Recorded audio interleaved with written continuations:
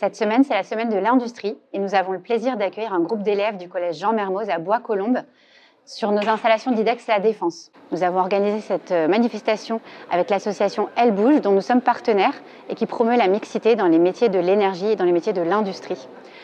Donc c'est un plaisir pour nous de faire visiter nos installations à ces élèves, de leur faire toucher du doigt la réalité des métiers de l'énergie et de leur montrer que ce sont des métiers pleins d'avenir, accessibles à tous et notamment aux jeunes filles et aux femmes. Qu'est-ce que vous avez pensé de la visite? C'était bien, j'ai appris beaucoup de choses sur l'eau, sur le chauffage. C'est original d'avoir mis une entreprise comme ça au milieu des immeubles et des habitations, quoi. Il y avait beaucoup d'installations que moi je ne pouvais pas m'en douter, qu'il y avait une grosse chaudière qui ressemblait à une boîte, qui nous transférait de l'eau chaude et de l'énergie pour réchauffer des immeubles, des bâtiments aussi.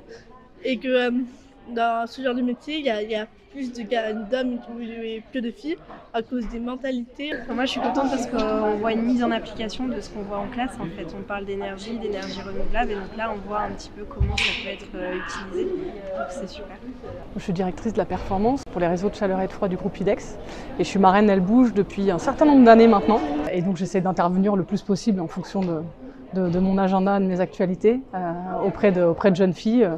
Donc soit en essayant de les faire venir, rentrer en contact des opérationnels pour voir le concret du terrain et notamment ces jeunes filles qui sont pas forcément toujours au fait de nos métiers, de ce que ça veut dire concrètement et puis de ce que les filles apportent aujourd'hui, des leviers qu'on peut avoir justement dans nos différentes entreprises, notamment dans le secteur de l'énergie où aujourd'hui on a un vivier, un besoin en termes de ressources qui est assez évident et colossal pour les années à venir.